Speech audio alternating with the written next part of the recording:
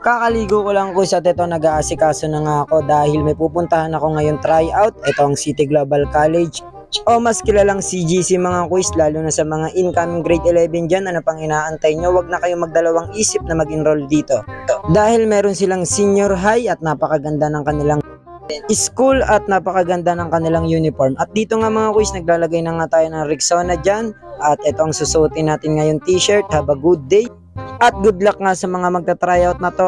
Ang alam ko dito last tryout na to na rekta ensayo mga quiz. Double check muna kayo sa akin dyan at good luck sa akin at sana mapakita ko pa rin yung best ko sa ngayon at sana makasabay pa rin ako sa mga kabataan, lalo na't naglalakihan ng mga player ngayon mga quiz. Kaya babay na muna.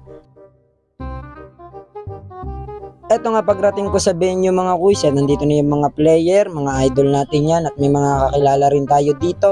Syempre kasama rin natin dito si Kenji at si Jeron. Eto nga si Kenji papalapit sa akin.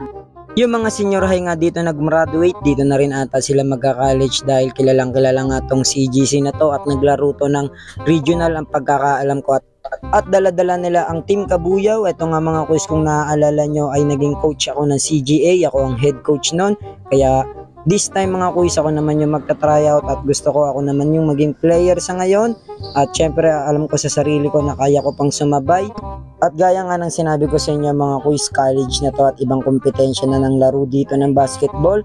Naway sana pala rin ako mga quiz at kung hindi naman okay lang sa akin yan. Ang importante naman dito ay pinakita ko yung best ko.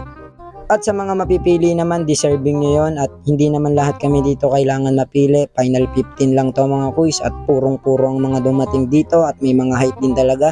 At sana makasabay ako sa mga gigiging tryout na to at ensayo na to. Good luck sa lahat ng pumunta.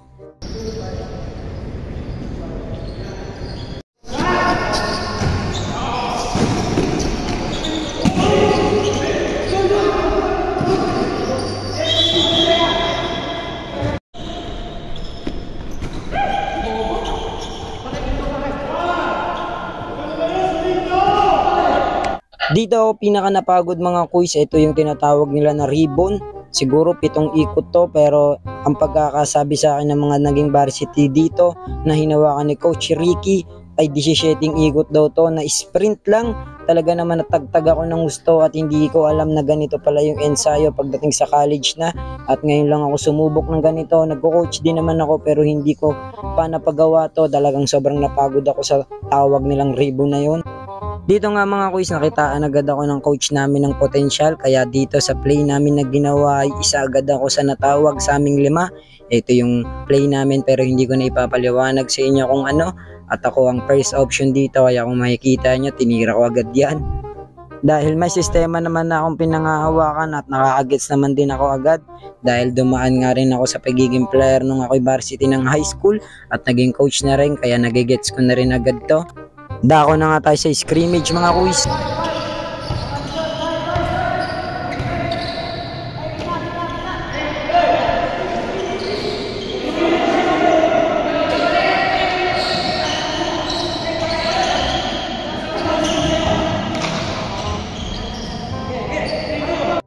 Dito nga mga quiz, ako yung pinili ni coach na mag-free throw ng 2 at pag hindi ko nga na kompleto tong 2 i-sprint kaming lahat.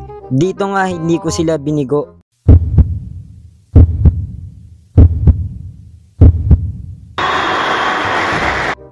Dito nga natapos ang amin ensayo mga quiz. Nagpray lang kami at maraming salamat Lord sa lakas ng isip at lakas ng katawan at walang na-injury sa amin lahat. Thank you.